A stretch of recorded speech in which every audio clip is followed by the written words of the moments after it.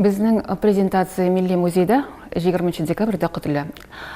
Кул язма табылуы түбәндәгечә булды дип әйтергә кирәк. Гомумән, менә кул язмага багышланган презентациялар циклы инде алар 1 ел дәвамында дәвам итә. Хәзергә шушы 2016 елда кул язма турында мәгълүмат ул музейның фәнни сферасын киңәйтү процессында, киңәйтү эшендә табылды дип әйтергә кирәк. Ул да булса 1948 елда чыккан конференция жыйынтыгы, конференция материаллары жыйынтыгын тапкан идек һәм шунда кул язмаларга багышланган аерым мәкалә бар. Ул мәкалә Мөхәммәд Гали исемле галимнеке, бик зур, яхшы галим, кул язма мирасын өйрәнүче галим. Һәм шунда бары тик 2 җөмлә бар. Имештер Каюм Насыриның шундый тулы вариантта сакланган бер китабы бар. Ул да булса Фуркан аль-Коръан, ләкин хәзерге вакытта ул безнең өчен әһәмиятле түгел. Шулай да дигән галим, ул әйтик, мәсәлән, Габдулла Тукай яки Мәҗит Гафури энциклопедиялар төзелгән вакытта ул безгә әһәмиятле дә булырга мөмкин. Бик киная белән әйтә күрәбез, чөнки кирәкле түгел дип әйтүе Совет шырына багланган ансы җөмлә, икенче җөмлә шул ук вакытта ул аның әһәмиятен билгели. Ягъни сүзлек буларак, методикасы буларак ул бик яхшы төзелгән ди. Безнең өчен ул аеруча кыйммәтле булды шушы җөмлә. Ул җөмләне күрүгә без инде ах дип әйттек дияргә мөмкин, чөнки Каюм Насыриның нәкъ шул ягы, шул эшчәнлеге, дини гыйлем өлкәсендәге эшчәнлеге, ислам дөньясын өйрәнү өлкәсендәге эшчәнлеге, шәрыкъшинасилык өлкәсендәге эшчәнлеге бик аз өйрәнелгән, юк дип әйтерлек. Һәм инде без күрдек, чын-чынлап менә шундый дин гыйлемләре гаиләсендә тәрбияләнгән зур галимнәр гаиләсендә тәрбияләнгән кеше үзенең динен, үзенең мирасын шулай ук фән кешесе буларак өйрәнгән. Шушы әһәмиятне аңлап, без шуны эзләргә керештек. Каюм Насыриның хезмәтләре бүген көндә 4 фонда саклана. Шуларның берсе фәнни китапханә, Лобачевский исемендәге фәнни китапханә, Казан федераль университеты. Әлеге сирәк китаплар һәм сирәк кул язмалар бүлеге бар. Шунда иң әүвәле мөрәҗәгать иттек. Һәм ни гаҗәп, нәкъ менә шунда булып чыкты ул кул язма. 1 сәгать дәвамында безгә җавап бирделәр. Без шунда җигердек. Аны карый башладык, галимнәрне чакырдык. Шәһабетдин Мәрҗани исемендәге тарих институты бар безнең, һәм шунда өлкән фәнни хезмәткәр Хайруддинов Айдар Гафуддинович ул ихластан безгә ярдәм итәргә алынды, һәм аның белән бергә ул гарәп теле белгече, иске кул язмаларының белгече, һәм аның белән бергә карап, тикшереп, чын-чынлап бу бик зур хезмәт иткән аңладык. Һәм шуннан соң тагын ни бер гаҗәп дигәндә, шундук безгә спонсор табылды. Бу кул язманы нәшер итәргә әзер булган, әлбәттә аның этаплары күп үтә. Әле ул библиотекадан сканирование чоры үтәргә тиеш. Һәм инде менә шул зур эшне ул билгеле берничә ай алды. Ул вакыт дизайнерлар тапып макетка төшерү, ул шактый катлаулы, чөнки кул язманың үзенең үзенчәлекләре бар. Һәм шунысы да тагын әһәмиятле, бу кул язма белән янәше, сүзлек белән янәше әле Коръәндә булырга тиеш булган. Без моны соңыннан аңладык, ләкин аңлавыбыз шулай ук дөрес булып чыкты, чөнки Каюм Насыриның үзенең кул киреш сүзендә шушы кул язмага нәкъ шул фикер әйткән. Мин нәшер итәргә телим бу кул язманы дигән, нәшер итү дәврендә торам дигән, һәм аның белән бергә әле мин Коръәндә нәшер итәм, чөнки алар икесе бергә баралар. Әйтергә кирәк, гыйбарәләр сүзлеге булгач, аның адресациясе күрсәтелергә тиеш. Ләкин ягъни кайда урнашкан. Һәм Каюм Насыри өчен бу бик әһәмиятле булды. Ул Коръәннең сәхифәләрен күрсәтте. Чөнки басма Коръәндә генә адресация буларак сәхифә номерлары барлыкка килә. Аятларның номерлары юк, сүрәләрнең номерлары юк икән ул вакытта. Без моны шулай ук өйрәнә ачыкладык. Ансы да безгә бер ачыш булды. Шул рәвешле, димәк, менә бу кул язма белән әле Коръәндә басылды. Бу Коръән танылган галим, Казан император университетының шулай ук шәрыкъшинасилык өлкәсендә эшләүче зур бер гыйлем иясе Готвальд китапханәсеннән.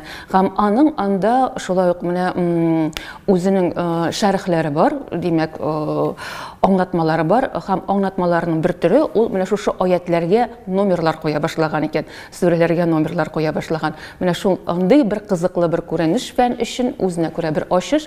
Шул рәвешле, димәк, кул язма һәм каләм шәриф дип атамасы ул вакыттагы Казан басмасының, алар икесе бергә нәшер ителәләр һәм 2 томлы рәвештә безнең бу хезмәт Мөхәммәд дөнья күрде. Ул бик зур шатлык һәм бик зур вакыйга ислам дөньясы өчен, ислам фәне өчен, шәрыкчанасылык өчен, Коръән гыйлеме өчен, коронавидение дип әйтәбез. Һәм гомумән зур ачыш буларак билгеләнергә мөмкин, чөнки бу төрдәге хезмәтләр ислам дөньясында кайым насихатлы булмаган. Ул аны үзе дә билгели, һәм аны без дә бүгенге көндә ачышты билгели алабыз, чөнки Коръән гыйбарәләре сүзлеге ана шул рәвешле асыл методика белән төзелгән, ул чын-чынлап юк. Кайым насыйри ачыш ясаган кеше бу өлкәдә, ул Коръәннең шушы изге китапның төп нигезе буларак, менә фундаменталь нигезе буларак фәлсәфи берлекләренең тизмәсен бирә безгә. Ягъни ул аны юкка гына Мифтахул Коръән дип әйтми, Коръән ачкычы дип әйтми, һәрбер шушы фәлсәфи гыйбарә Коръәннең ачкычы була ала, аның мәгънәсенең ачкычы була ала. İslam dünyasında aşış dediğimiz bu bütün dünyada turunda söz var ama eller Россия ülkesindeki İslam dünyası, İslam gıylemi dünyasında. Çünkü aytırga kerak, gümumən dünyavi ko'lamda Qur'on gıylemi ülkesinde Qur'on sözlükleri qayyum nasihatli iki sözlük tuzilgan. Ansa birisi Gustav Flügel sözlüğü.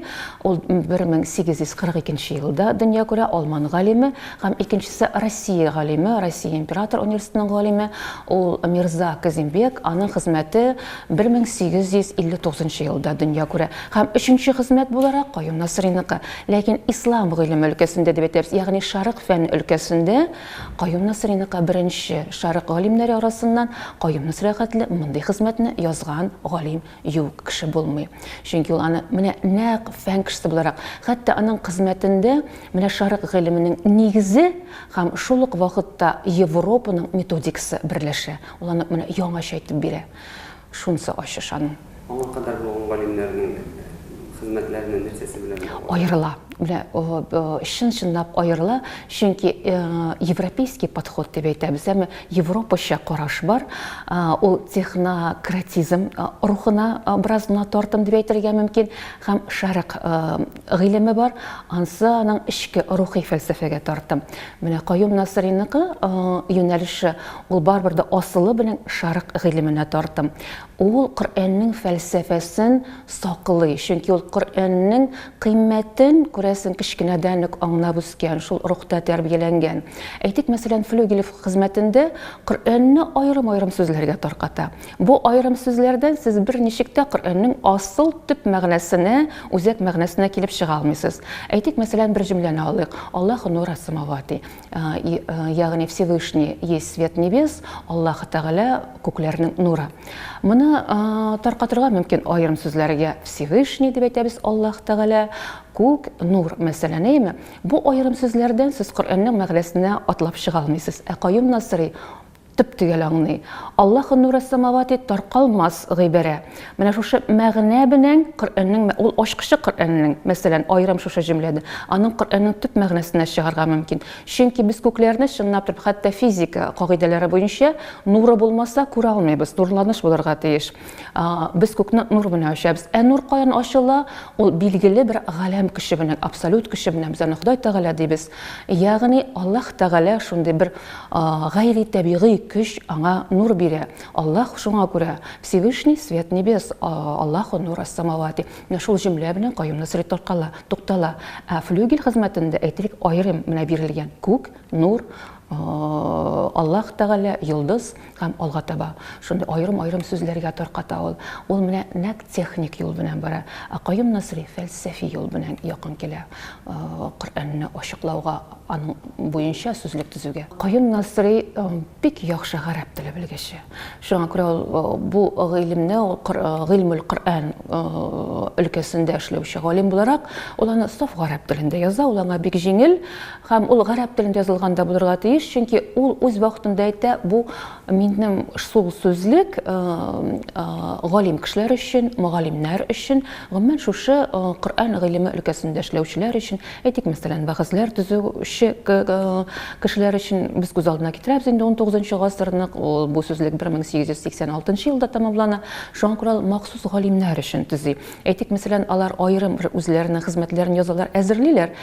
Нәкъ бу гыйбарә кайсы сүрәдән кулланган икән? төптөгел әйтеп бирә алмыйлар. Кайым Насри сүзлеге буенча маршрут картасы буларак бу вакытта инде бу сүзлек була. Алар шундук аны әйтеп бирәләр. Ул шуңа күрә әйтә: "Мин һәрбер галимне шушы сүзлегем белән Коръән хафиз дәрәҗәсенә күтәрдем" дип яза. Һәм гомумән үзенең бу хезмәтен ул иҗтиһадымның иң олысы дип билгели. Ягъни менә шул фәнни тырышлыкның иң югары ноктасы. Кайым Насри үз вакытында 40тан артык басма хезмәт дөньяга чыгара. Әле аның календарьларын алсак, тагын 24 календарь басма календарьны өстәргә тиешбез. Күрәбез 70тән артык хезмәте бар галимнең. Шулар арасында иң зур хезмәтем ди менә шушы Мифтахул Коръәнне. Кызганыч үз вакытында дөнья күрә алмый, ләкин бик зур шатлык ул бүгенге көндә дөнья күрде һәм ул гарәп телендә, ягъни бу безнең басма беренче этап. Без дөньяга яңадан кулъязманы кайтардык, максатыбыз шул иде. Алга таба инде гыйлем дөньясы моңа игътибар итеп тәрҗемә итәме.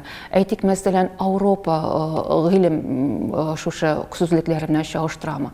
Аларга чагыштырып карапмы? Лексикографик яктан өйрәнәме?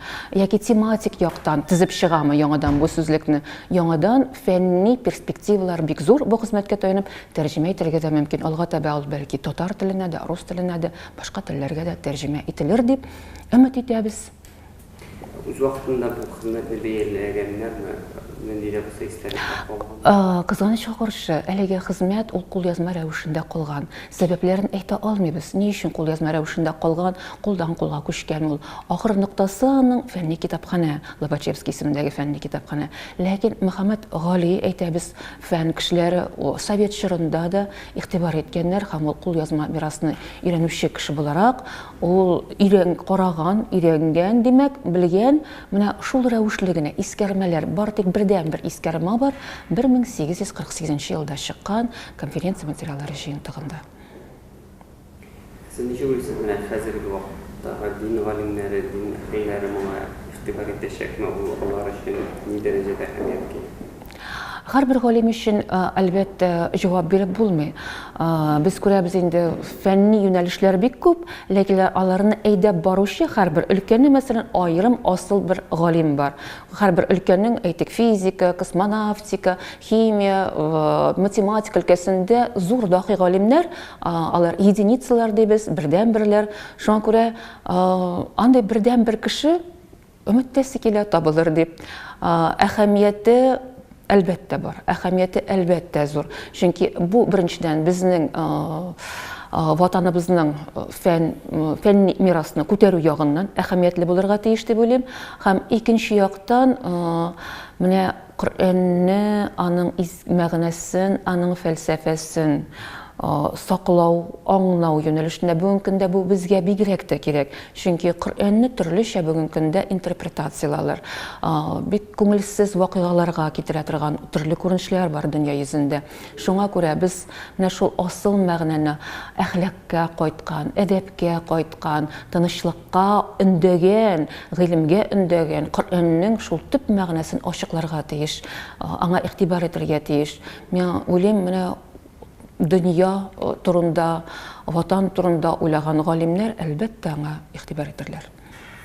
Без үзебезнең дин галимнәре белән горурланабыз, дин җәниләр белән. Әлбәттә. Сез ничек уйлыйсыз, менә бу да ничектер үзеннән өлеш кертәчәкме, менә бу татарның дини мирасына, исламны өйрәнү өлкәсен? Мифтахул Коръән турында сүз бара шулай бит. Әлбәттә, иң беренче буларак менә без Казан басмасы белән горурланабыз. Ягъни басма Коръән иң әүвәл Казанда нәшр ителде дип әйтәбез. Ягъни Казаннан башлап дөнья буенча басма Коръәннәр тарала башлады. Шул рәвешле менә Коръән сүзлеге, Коръән гыйбарәләр сүзлеге дә иң әүвәл татар фәнендә дөньяга барлыкка килгән икән. Татар галиме аны оештырган, татар галиме аны әзерләгән икән. Шул яктан ул безгә беренчедән горурлык буларак та безнең игътибарга лайык булырга тиеш. Шул яктан да ул инде безнең фәнгә бер мәртәбә өстәде, бер шәрәф өстәде дип әйтә алабыз. Һәм икенче яктан Галимҗан Баруди, Шәһәбетдин Мәрҗани, булар бар икесе дә мәсәлән Каюм Насыйриның замандашлары, алар шул бер эпоха кешеләре һәм шул яктан менә үзебезнең мирас, безне үстерүче, безне алга китүче мирасыбызның бер өлеше ул Каюм Насыйри хезмәте, Каюм Насыйри эшчәнлеге. Шул яктан әгәр дә без ныклы нигезгә басып торырга телибез икән, чын-чынлап алга матур иттереп, дөрес иттереп, дөнья күләмендә башка өлкәләр белән, башка халыклар белән тиң дәрәҗәдә үзебезне тоярга телибез икән, безнең үзебезнең йөзебез, үзебезнең асылыбыз, үзебезнең тарихыбыз булырга тиеш, һәм шул асыл тарихның асыл өлеше, асыл сәхифәсе ул Каюм Насыйри эшчәнлеге. Сез ничек уйлыйсыз, соңгы араларда Каюм Насыйрига әһәмият, шәхсенә әһәмият артуы нәрсә белән бәйле? Шәхсенә арту әһәмиятен мин уйлыйм, бу безнең үзебезнең тарихка, үзебезнең рухи хәтергә игътибар арту белән бәйле. Чөнки без хәзер үзебезне дөнья күләмендә карыйбыз, чагыштырабыз, кем без, кайдан килгән, нинди нигезебез бар безнең дөнья күләмендә, дөнья мәдәниятенә без нинди өлеш керттек. Һәм шушы өлешне күрсәтер өчен, шушы өлешнең нинди икәнен, аның эчке мәгънәсен, аның асылын аңлар өчен без үзебезнең шәхесләребезне, асыл шәхесләребезнең мирасын барларга тиешбез. Каюм Насыйри ана шундый асыл асыл мирасны булдырган шәхесләребезнең берсе һәм якты йолдызларның берсе. Юкка гына мәсәлән, хәтта француз галимәсе Лемерсье Көлкежә булай дип әйтмәгән. Дөнья йөзендә дигән Габдулла Тукай, Шайхзада Бабич, Галимҗан Ибраһимов, Гаяз Исхакый, Мәҗит Гафури йолдызлары якты янмас иде, әгәр әүвәл аларны яктырту нигезен, шушы якты нигезне Каюм Насыйри эшләмәсе. Ягъни Каюм Насыйриның без хәзер эшчәнлеген тагын да ныграк аңлый киләбез. Мәсәлән, нинди генә өлкәгә алсак та, филология өлкәсендә хәзер Каюм Насыйри институты мәсәлән ачылды, аның исеме белән бәйле. Ягъни Россиянең төрле өлкәләрендә, дөньяның төрле өлкәләрендә татар теле өйрәнү үзәкләрен ачабыз. Филология нигез салган галим Каюм Насыйри, татар теле белеменә нигез салган галим Каюм Насыйри. Ул галим энциклопедист, методик яктан, педагогик яктан ул безгә бик тә кыйммәт. Милли педагогика нигез салган галим Каюм Насыйри. Вакытлы матбугатка нигез салган галим Каюм Насыйри. Һәм шул рәвешле менә без күрәбез, гыйльмул Коръән өлкәсендә, коранистика, исламоведение өлкәсендә дә зур нигез, зур эшчәнлек калдырган галим Каюм Насыйри. Шул яктан менә без төрле өлкәләрне барлыйбыз, үзебезнең рухи хәтеребезнең, тарихыбызның, мәдәниятебезнең һәм күрәбез, безнең юллар төрле рәвешчә Каюм Насыйри шәхсенә, аның мирасына барып тоташа. Мин уйлыйм, менә шул яктан да безнең игътибар арта килә дип. Һәм гомумән хәзер аңлы буын үсеп килә, мираска игътибарлы буын, шуңа күрә дә бу буын үзенең тарихын, үзенең тарихи тамырларын да барлый. Россия күләмендә ватан тарихына игътибар артты. Шуңа күрә без үзебезнең ватан тарихында, милли өлкәләрнең тарихын да барлыйбыз, аларны зурлыйбыз һәм үзебезнең асыл шәхесләребезне зурлап киләбез. Ничек уйлыйсыз, Каюм Насыйриның әлегә моңарчы табылмаган тагын күргәзмәләре бармы, күпме алар? Безнең танылган галимә бар. Ул шарык әдәбияты өлкәсендә, төрки әдәбиятлары өлкәсендә эшләгән бик зур галимә, татар әдәбияты өлкәсендә эшләгән. Шул вакытта ул Каюм Насыйриның якташы, авылдашы, Югары Шырдан авылыннан Резда Кадыровна Ганеева, һәм аның шундый сүзләре бар. Бүген көндә без өйрәнгән хәтлесе Каюм Насыйри мирасыннан ул бары тик диңгездән бер тамчы. Менә шул рәвешле күз алдына китерик. Чынлап торып, әле аның өйрәнелмәгән кулъязмалары бихисаптыр. Хатлары өлкәсенә дә карасак та, мәсәлән, шул Мөхәммәд Гали исемен искә алыйк, һәм аның мәкаләсендә аерым бер әйтелгән сүзе бар. Каюм Насыйриның Исмәгыйль бәй Гаспринский белән булган кулъязмасы, хатлары бар икән. Шул хатларны табырга кирәк, барларга кирәк. Мәсәлән, аерым башка төргә карап, башка өлкәләргә караган кулъязмалары бардыр дип инанабыз, аларны өйрәнергә кирәк. Хәтта басма китапларына кайтсак та, әле анда шуның катлы яңадан өйрәнәсе, бүгенге көнгә кайтарасы, аның шул календарларын яңадан сәхифәләрен карап чыксаң да, анда нәрсә генә юк. Ничек гальваник батарейкалар төзергә мәсәлән, ул бит ул үз вакытында хәтта гальванизация юлы белән, көмешләү, алтынлау белән шөгыльләнгән, төрле экспериментлар кылган, электричество кануннарын өйрәнгән, хәтта менә шундый ривая риwayatме, яки шын дөрескә туры киләме, асыл бер өлеше дә бардыр инде бу истәлекләрнең. Каюм Насыйри үз вакытында паралич аяктан җыга һәм ул үзен аякка электр токлары ярдәмендә бастыра, җиңелчә электр токлары ярдәмендә шундый аппаратны үз кулы белән эшләп бар итә, мәсәлән инде шундый мөмкинлекне. Ягъни менә шундый әйберләре алар әле лайыклы дип уйлыйм, хәтта басма хезмәт булса да яңадан безнең көнгә кайтаруга лайыклы дип уйлыйм, кабатлап әйтәм. Бу кешенең шәхсне, кешене эшләрдә белсен, күбрәк кеше белсен өчен ничек популярлаштырырга була, аның хезмәтләрен өйрәнсеннәр өчен? Популярлаштыру юлы, асыл юлларның берсе, әлбәттә, ул мәктәп күләмендә дә һәм гомумән әйтик, ватан тарихы өйрәнү күләмендә дә өйрәнелергә тиеш. Бусы бер.